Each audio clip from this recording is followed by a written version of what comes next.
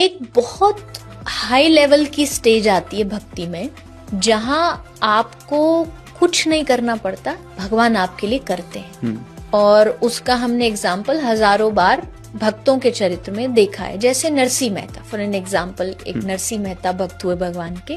वो कुछ नहीं करते थे, वो दिन रात भगवान का भजन करते थे। इतना भजन करते थे कि जब उनकी बेटी का शादी हुई और उनको जा करके कुछ धन धान्य देना पड़ा, उनके पास कुछ भी नहीं था। उन्होंने भगवान को जाके एक हुंडी लिख दी, संदेशा लिखते थे, आपको भात भरना है।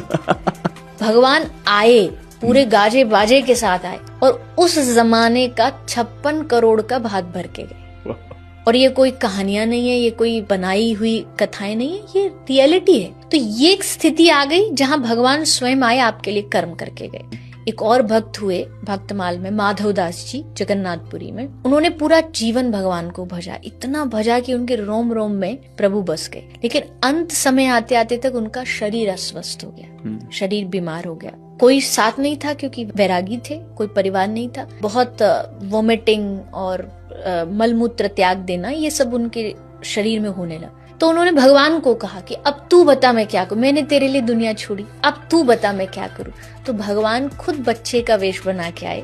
उन्होंने उनके मलमूत्र तक के कपड़े धोए, उनकी सफाई करी और उनसे ये कहा कि माधवदास तुम अपना रोग मुझे दे दो। और भगवान जगन्नाथ ने वो रोग खुद ले लिया। आज तक वो परंपरा है, शायद अगर आपने सुना हो तो हर रथ यात्रा से पहले जगन्नाथ भगवान का 15 दिन मंदिर बंद हो जाता है। क्यों?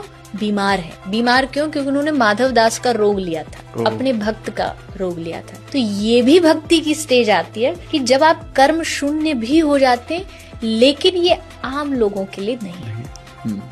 ये आम लोगों के लिए तो आपको भगवान ने कहा है कि मैंने तुमको बुद्धि दी, सोचने की शक्ति दी, हाथ दिए, पैर दिए, मेहनत करो, कर्म करो, खाओ, पूरी सच्चाई से करो।